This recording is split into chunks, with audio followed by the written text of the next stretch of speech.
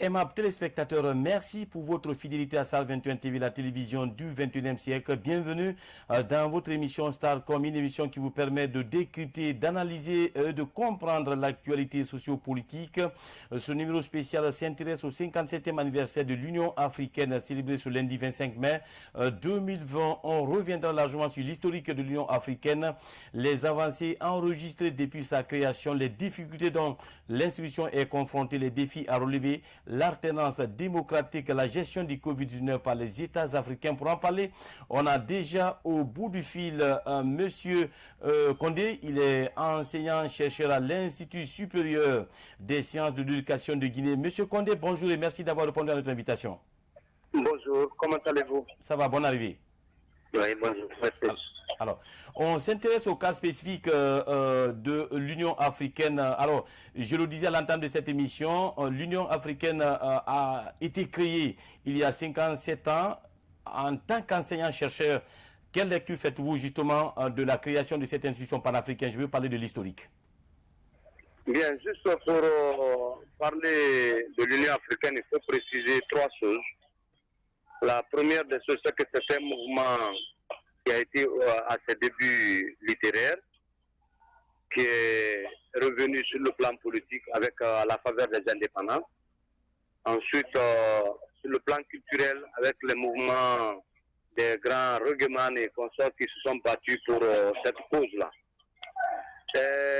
En réalité, il y a des noms qui restent marqués par cette histoire, parmi lesquels les plus reconnus, les plus engagés ont été par exemple Kwame Nkrumah, Haïlé Sélassié et les pères généralement des indépendances de l'Afrique.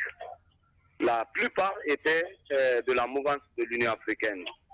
Particulièrement si nous prenons le cas de Kwame Nkrumah, qui pour la première fois a été le premier leader africain qui a payé à la Guinée son premier budget national. Oui. C'est Kwame Nkrumah qui a rêvé pour la première fois à une unité nationale et internationale pour l'Afrique. Il a voulu d'une Afrique qui devait se doter d'une armée, d'une banque centrale, qui devait supprimer des barrières douanières, qui devait réaliser un gouvernement unique comme cela se fait aujourd'hui dans l'Union européenne comme aux États-Unis. Bon, Kwame Nkrumah a placé assez d'actes parmi lesquels la Guinée a bénéficié. C'était le cas de payer le premier budget de la Guinée quand la Guinée s'est séparée de la France, dans la difficulté, dans la merde de leur séparation politique. C'est le Ghana qui a été le premier pays à soutenir la Guinée. Et Kwame Nkrumah était le leader incontournable du Ghana à l'époque. Déposé par la suite d'un coup d'État, Kwame Nkrumah était venu faire son asile en Guinée. Il a vécu ici en asile et il a passé tout son temps auprès de Sékou Touré ici. Donc, Sékou Touré, pour donner la main à la situation de l'Union africaine, est l'un des grands combattants de cette Union africaine. Vous allez le comprendre quand il va se battre auprès des troupes bissau-guinéennes, des troupes angolaises, des troupes mozambiquaises et consorts de l'Afrique du Sud. Ça, Sékou Touré a montré lui aussi son degré le plus affiné de panafricanisme en Afrique. Oui. Nelson Mandela, pour vous dire, était venu faire son entraînement militaire, sa formation militaire au camp Kémébrima de Guinée. Et à son retour, Sékou Touré l'avait donné de l'argent pour soutenir sa lutte en Afrique du Sud. Le Bissagais, Amical Cabral, lorsqu'il a été déposé, il était venu se cacher en Guinée ici et la Guinée l'avait soutenu et c'est en Guinée qu'il a été assassiné sous la protection de Sékou Touré. Oui. Mais la Guinée-Bissau a été libérée par les troupes guinéennes commandées à l'époque par le général Lansana Conté, le fait général Lansana Conté. Oui. Au Mozambique, c'est l'armée guinéenne qui a aidé à la libération de Mozambique, ainsi de suite. Oui. Le grand leader politique vietnamien a fait sa formation militaire en Guinée, oui. au camp Kémébrima de Guinée. Là. Oui. De qui Et Ben Bella, le leader charismatique, était venu faire aussi sa formation militaire en Guinée. Maman Africa, qu'on appelle, comment on appelle la sud-africaine, elle a fui et elle est venue se confier à la Guinée. Et c'est en Guinée ici qu'elle a vécu. Elle a vécu à la guinéenne et elle a eu la nationalité guinéenne. Oui. Il y a aussi Kwame Touré, qu'on appelle Karl Michael, qui était du groupe des combattants négro-américains qui se sont battus pour la cause de l'Afrique. Il est mort en Guinée et il avait marié une femme guinéenne. Certains même, c'est une femme peule. Oui. Il a pris le nom de Touré et le prénom de Kwame Nkrumah. On l'appelait Kwame Touré.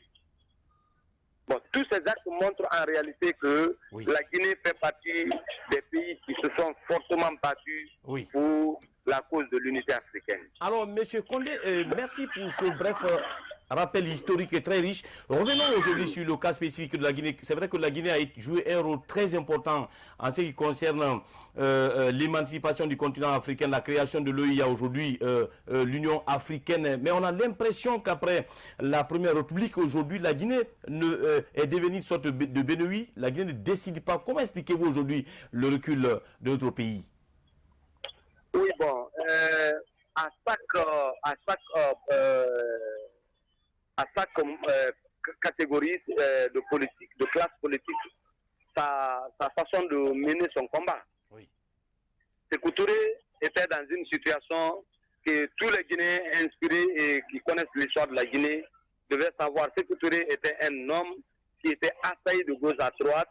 Malgré toutes ces difficultés, Sékou Touré a montré tout ce que nous venons de dire. On ne dit que peu dans ce que Sékou Touré a fait pour l'Union africaine. Maintenant, si vous prenez l'ère générale Lansana Conté, vous savez, quand il a impulsé en 1990 à la faveur de la démocratisation et du multipartisme en Guinée, il s'est mis sur les pas, mais malheureusement, avec l'option politique qu'il avait épousée, il avait pris un peu de virage sur le plan politique du côté de la raideur, de la dictature que les gens ont dénoncé. Finalement, il ne prenait plus part à des réunions internationales de l'Union africaine et d'ailleurs. Donc la Guinée a reculé sur le plan politique dans le monde et en Afrique. Alors, à la faveur de l'arrivée d'Alpha Condé au pouvoir, nous avons constaté qu'il y a eu sur ce plan une avancée. La Guinée est admise aujourd'hui au panthéon des réunions du monde entier, partout où il y a les réunions de l'Union africaine, du monde entier, ou les grandes réunions internationales, la Guinée prend part et paye sa cotisation. On le dit généralement que le président Alpha Condé, il a été dernièrement le président de l'Union africaine. Et vous savez combien de fois il s'est battu pour calmer certaines zones de feu, le cas de la Guinée-Bissau, de la Guinée, de la Gambie, le cas d'autres pays qui étaient en difficulté sur son règne, il s'est battu pour calmer ces lieux. Ça aussi, je crois, pour montrer la position de l'actuel régime, il faut dire qu'ils se sont battus à la hauteur vraiment de leur inspiration et de leur but politique. La Guinée est un exemple pour l'Afrique, un exemple pour l'Afrique. Si vous prenez l'hymne national guinéen, le contenu de l'hymne national guinéen peut être affecté au contenu d'une hymne de l'Afrique tout entière. C'est la seule hymne au monde, sur le plan africain, qui chante les éloges de l'Afrique au lieu des éloges de la Guinée. Donc, il y a ces facteurs-là qui comptent beaucoup pour nous. Alors, M. Condé, vous l'avez mentionné, Alpha Condé a dirigé les rênes de cette institution panafricaine en 2017, mais les avis des uns et des autres restent partagés par rapport à son bilan. Quel bilan faites-vous justement du passage d'Alpha Condé à la tête de cette institution panafricaine? Je veux parler de l'UA. L'historien se méfie en réalité des prises de position. Nous analysons les choses et nous laissons le public réagir. Vous savez, en réalité, quand le régime actuel se frappe la poitrine pour dire que la Guinée est de retour, comme le disait Alpha en anglais, la Guinée is back, c'est pour dire que la Guinée est revenue dans le concert des nations reconnues dans le monde sur le plan des relations latérales et bilatérales. Ça, c'est réel. Ça, c'est réel. Oui. Et sur ce plan, nous avons vu en combien de positions la Guinée est en train de se battre pour l'Afrique. Si vous prenez le cas des lieux de conflit, par exemple au Mali, les troupes guinéennes se battent là. Et ça, nous avons vu combien, comment on appelle, la Guinée a été fortement applaudie pour ça. Oui. Avant de lancer la guerre au nord du Mali, on avait fait un colloque à Kofi Annan, colloque pour lequel j'avais pris part au nom de mon institution. Oui. J'ai dit au colloque, quand les gens ont décidé d'aller en guerre contre les mouvements djihadistes, moi j'ai dit que c'était trop tôt, il fallait passer sur la table, discuter avec ces gens. Mais on était avec un général malien qui ne voulait rien entendre. Il a précipité tout dans le sens de la guerre et on est parti en guerre. Aujourd'hui, on est revenu sur table combien de fois? Oui. Donc ça, c'est pour vous dire que la Guinée fait attention à l'Afrique, même si les gens pensent que nous sommes en train d'aller avec des options assez plus modérées, mais ça laisse à désirer et les gens pourront leur critique. Parce que tout le monde ne partage pas ce que fait le président Alpha, ce qui est réel. Et c'est ça le dénominateur de la politique. Okay. Les gens apprécient, d'autres n'apprécient pas. Et ça relève de la position des politiques. Mais sur le plan historique, et dans mon analyse historique, je trouve que la Guinée est un des rares pays qui a décidé et qui a vu à l'horizon une unité. Et cette unité, la Guinée est en train de continuer. Il y a les jeunes panafricains guinéens qui se battent aussi de leur côté. Chaque fois que c'est l'Union africaine, ils font des activités, on les voit à la télé et partout. Oui. Sinon, à l'indépendance, il y a eu 2 blocs. Il y a eu le bloc de Casablanca et le bloc de Monrovia. Oui. On sait ceux qui étaient les dirigeants de Monrovia. C'était le Houphouët-Boigny, les Léopold Sédar Senghor, qui étaient pour tout sauf l'unité africaine. Oui.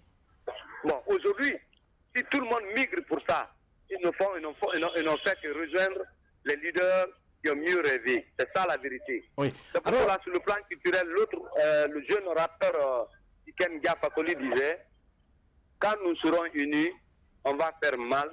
Quand nous serons unis, ça va faire très mal. Et ça, c'est réel. Oui. Quand l'Afrique aura sa monnaie, son armée, son drapeau, sa banque centrale, ses barrières douanières supprimées, nous pourrons faire mal plus que l'euro ne fasse mal au dollar. Hein. Ça, c'est fondamental. Oui. Alors, Monsieur Condé, Monsieur Yelimadi Condé, ancien chercheur à l'Institut supérieur des sciences de l'éducation de Guinée, de façon globale, est-ce qu'aujourd'hui l'Union africaine a atteint ses objectifs après 57 ans justement d'existence? En fait, nous parlons pour l'instant d'une Union africaine sur papier. Disons-le, c'est comme un lion en papier qu'on peut déchirer. Hein. Parce que pour l'instant, les gens se battent, c'est vrai. Mais l'objectif visé, c'est cette unité. Il s'agit de faire cette intégration. Bon, nous sommes en train de partir, c'est une histoire. C'est comme l'unité européenne. Ça a commencé par la CECA, la communauté du charbon et de l'acier. Ils sont partis de là, ils sont allés à la CEE, l'Union européenne, l'Union économique européenne. Oui. Après, ils ont atteint ce qu'on appelle l'UE. La Guinée, l'Afrique a fait l'OUA. Nous sommes en train de faire aujourd'hui l'UA. Même si l'UA sur papier se dit, mais la réalité est encore beaucoup loin de ce qui est sur le papier. Parce qu'il faut une unité totale des dirigeants et des nations. Alors, Monsieur Condé, restez, gardez la ligne. Nous allons vous proposer un petit reportage réalisé par la rédaction politique de Star 21 TV. On revient dans un court instant pour justement la dernière partie de cette émission.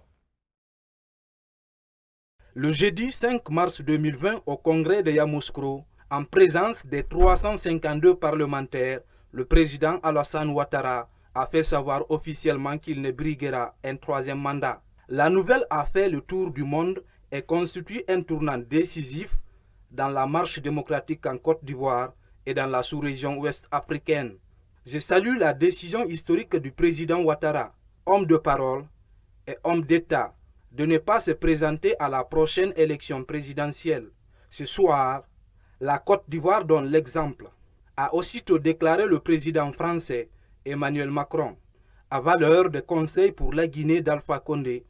Cette déclaration semble ne pas séduire nombre de militants du RPG Arc-en-Ciel, le parti au pouvoir. Je dois rappeler simplement que les États ne sont pas les mêmes, les réalités ne sont pas les mêmes. Ouattara a fait beaucoup de réformes dans son pays, mais sincèrement, c'est un monsieur qui n'a jamais permis à l'opposition de s'exprimer, comme en Guinée. C'est bon de comparer les États, mais chaque État a ses réalités, chaque État a ses problèmes internes. C'est aux citoyens, dans un débat démocratique franc et sincère, de trouver des solutions aux leurs. L'engagement du président Alpha Condé à changer de constitution constitue l'un des maillons de la crise politique guinéenne. Pour ce leader d'une formation politique en herbe, le message du président Ouattara est un appel en direction du régime guinéen et de la Guinée, où la question de l'alternance politique cristallise les positions. Si en Europe, c'est l'écriture, en Afrique ici, c'est la parole qui est sacrée. Donc cette décision du président Alassane Ouattara, pour nous, c'est un réconfort et une source de motivation pour continuer le combat. Et je pense que ça va inspirer notre président ici pour qu'il aille dans le même sens. Et déjà, comme il a annoncé le report de ces élections législatives couplées au référendum, je pense qu'il a fait un premier pas qui est important. Tandis que Ouattara annonçait son retrait du palais présidentiel en 2020, le FNDC se faisait aussi entendre en Guinée. Le projet de constitution plane sur la Guinée et les violences politiques se succèdent. À Conakry, l'acte 8 de la résistance active et citoyenne a enregistré 2 nouvelles victimes et des blessés. Des blessés et des morts sont de trop, mais qu'est-ce qu'on peut? Si on manipule une catégorie de citoyens, leur montrer que l'État c'est leur ennemi, leur montrer que les agents de sécurité c'est leur ennemi. On a fini par faire de la violence un moyen de combat politique. Qu'est-ce qu'on peut malheureusement? On ne peut absolument rien, on ne peut que regretter et demander que les leaders qui manipulent ces jeunes priorisent les moyens démocratiques de combat politique. Dans toutes les préfectures de la Guinée, les manifestants sont généralement paisibles. Ce sont les forces de l'ordre, les forces de défense et de sécurité qui sont censées encadrer les manifestations, souvent qui provoquent des incidents et qui dégénèrent. Je lance un appel au peuple de Guinée de s'inspirer de ce qui s'est passé en Côte d'Ivoire, d'exiger de leurs dirigeants le respect des engagements pris, puisque c'est des engagements solennels. Nous considérons que notre société est une société respectueuse des vertus. Mouvance et opposition se renvoient la responsabilité de cet échec politique en Guinée. Mais devant l'inconscience quasi collective, les politiciens guinéens passent toujours entre les mailles du filet, en foulant aux pieds le jeu démocratique. L'émission Starcom se poursuit sur ce plateau de Star 21 TV avec bien sûr un autre invité. Il s'agit de M. Yelimadi Condé, enseignant-chercheur à l'Institut supérieur des sciences de l'éducation de Guinée, ISEG de Lambagne. M. Condé, vous êtes là? Non. Alors, de façon résumée, on s'intéresse maintenant à l'alternance en Afrique. Vous avez suivi ce reportage. Ça vous dit quelque chose? Oui. Bon, je voulais de passage préciser que du côté de la présentation, je suis le chef du département de formation des formateurs du lycée et du collège aussi. Ça, c'est pour votre information. Merci, M. Condé, pour la précision. Ce que je viens d'entendre n'est pas du tout extraordinaire pour un historien de mon rang. Oui. Vous savez, la Guinée est habituée à ces tiraillements politiques depuis les indépendances. Oui. Bien avant même les indépendances. Nous avons vu les Bari Troa, les Djawadou, les Mfamarasuma, les grands leaders politiques de cette époque-là qui se sont tiraillés avec le président Sékou Touré jusqu'au référendum qui a été un couronnement de succès pour toute la Guinée malgré des positions tranchées. Hein. Mais je vous apprends que ce que les enfants sont en train de raconter dans les oreilles des jeunes gens n'est que de fuir par l'hiverne. Ça, je vous en prie. On fait croire aux gens que le Fouta n'a pas voté, ceci n'a pas... Non. Aux indépendances, tous les leaders guinéens ont recommandé à leurs sympathisants de voter non à l'indépendance. Ça, c'est réel. Et les Guinéens se sont mis ensemble. Ils sont allés à l'indépendance au référendum avec ce non. C'est pour cela qu'il y a eu une catégorie écrasante de non par rapport au oui. Même si le oui l'a emporté dans certains fiefs que l'historien sait. Maintenant, quand on parle de la situation politique ivoirienne, on compare à la situation politique guinéenne. Oui. Moi, je pense que, comme disait l'autre, comparaison n'est pas raison. Ça je vous dis. Hein. Oui. Les réalités politiques diffèrent. Le président français qui est en train de féliciter M. Ouattara, son homologue ivoirien, oui. Son homologue ivoirien, nous savons jusqu'aux indépendances, jusqu'aujourd'hui, quelles sont les relations entre la France et la Côte d'Ivoire. Oui. Ça, c'est un facteur. Les indépendances entre la Guinée et la France, on ne dit pas que ça a coupé le cordon, parce qu'aujourd'hui, les relations sont si bien établies que même si comment on appelle ça, comme s'il existe des retombées, disons-nous, négatives de cette situation, mais la Guinée et la France vont ensemble, ça c'est vrai.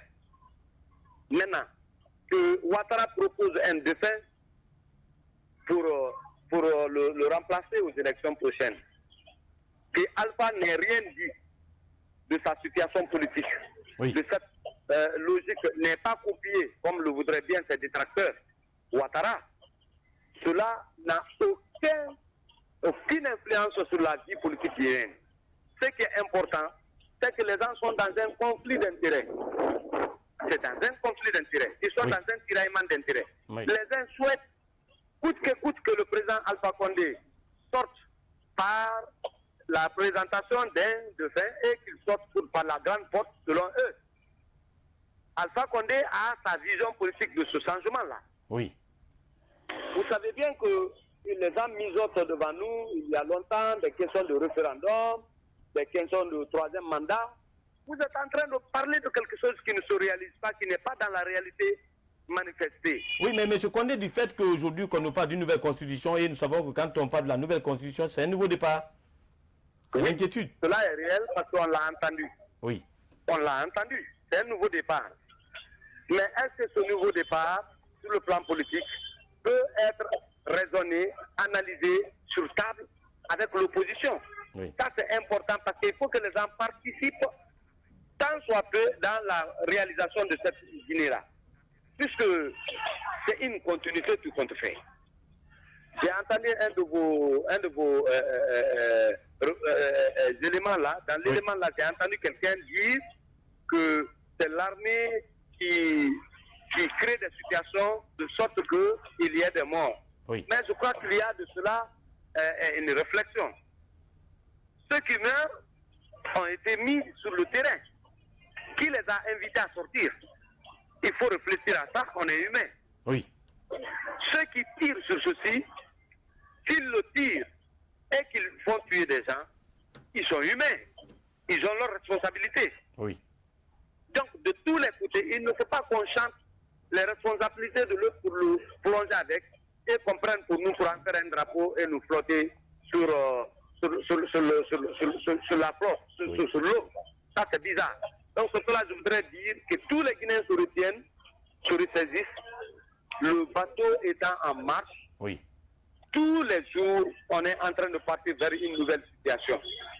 Nous aurons souhaité pour la Guinée une belle situation, une bonne situation politique pour la Guinée. Oui. Mais il faut que les Guinéens soient toujours au diapason de cette question de citoyenneté, de patriotisme. Les premiers grands de ce pays qui se sont battus pour l'Afrique, pas pour la Guinée, ce sont les grands résistants. Et on en a eu dans toute notre région. Hein? En Moyenne-Guinée, il y a le grand héros, Boukarbiro. En Haute-Guinée, il y a Samouri. Il n'est pas le seul. Hein? En forêt, il y a Titikapa, il y a Koko Tolo, il y a Tibelatoba. En Basse-Côte, il y a Dina Salifou. On en a vu tant. Oui. Et ces gens se sont battus. Il y a le Wali de Gomba. Se sont battus pour que le blanc ne mette pas pied en Guinée. Oui. Et Samouri, exceptionnellement, est allé défendre combien de pays? Il a défendu le Mali, il a défendu la Côte d'Ivoire, il a défendu une partie de la Sierra Leone, il est remonté vers le Burkina et après, il a séjourné pour la fin de sa vie au Gabon. Alors, il faut qu'on ressemble, on cherche à ressembler à ces gens qui se sont battus pour nous. Qu'on mette les égoïsmes politiques de côté, que cela soit du côté de la mouvance ou que cela soit du côté de l'opposition, qu'on mette l'intérêt particulièrement sur la Guinée, puisque c'est à cause de cette nation que nous sommes présidents, que nous sommes opposants, que nous sommes en train d'aspirer à être qui nous voulons être demain. Ok. Alors, si l'intérêt de Guinée est préservé, l'intérêt de la nation est préservé. Moi, je pense que nous sommes encore en train de faire un grand bonheur pour le pays. Alors, M. Condé, une dernière question. Aujourd'hui, à votre avis, en 30 secondes, est-ce que si on vous demandait de nous faire des propositions concrètes pour vraiment une véritable Union africaine, quelle pouvait être vraiment votre réponse, la solution à proposer? Proposition concrète pour... une véritable Union africaine. Voilà, une véritable Union africaine. Oui. Vous savez, les propositions sont bonnes, elles sont belles, mais ça ne peut être que des chimères, hein. On va rêver, hein. On va rêver. Comme Kwame Nkrumah a rêvé, hein. On veut d'une Afrique unie. Unie sur le plan économique, unie sur le plan politique, unie sur le plan militaire, unie sur le plan stratégique, sur tous les plans. C'est ça l'uniton. Ok. Avec un drapeau comme le drapeau américain, avec un drapeau comme le drapeau de l'Union africaine. Avec ça, une monnaie commune, moi je crois bien que Tiken-Dia ne s'est pas trompé, je reviens sur l'homme, il ne s'est pas trompé. Le fait que cela peut faire mal. Et c'est ce qui fait qu'en Occident, les gens s'opposent à l'Union africaine. Oui. Parce qu'on sait que ça sera un partenaire sérieux pour les puissances. Si l'Afrique ne serait pas une puissance, mais quand elle serait unie, elle aurait donné du fil à retordre aux puissances. Très important. Parce que, attendons-nous bien, que les ressources du sol et du sous-sol africain sont les garants du développement technique et technologique du monde entier. Hein. Ok. Si ceux-ci sont contrôlés par un gouvernement unique, je crois qu'il y aura sincèrement des cartes sur table. On ne pourra pas manipuler l'Afrique, ni les puissances, ni les présidents africains. Ils pourront décider de leur sort et de leur destin. Monsieur Condé, merci d'avoir répondu à nos questions ce matin. Je vous en prie. Nous vous souhaitons une excellente journée en compagnie de Star 21 TV. Aimables téléspectateurs, ainsi prend fin cette émission. Comme vous l'avez constaté, notre invité était Monsieur Yilmadi Condé, enseignant-chercheur en service à l'Institut supérieur des sciences de l'éducation de Guinée-Issègue de Lambagny. Merci de l'avoir suivi. Nous vous souhaitons une fois encore une excellente suite de programmes en compagnie de Star 21 TV, la télévision du 21e siècle. À bientôt.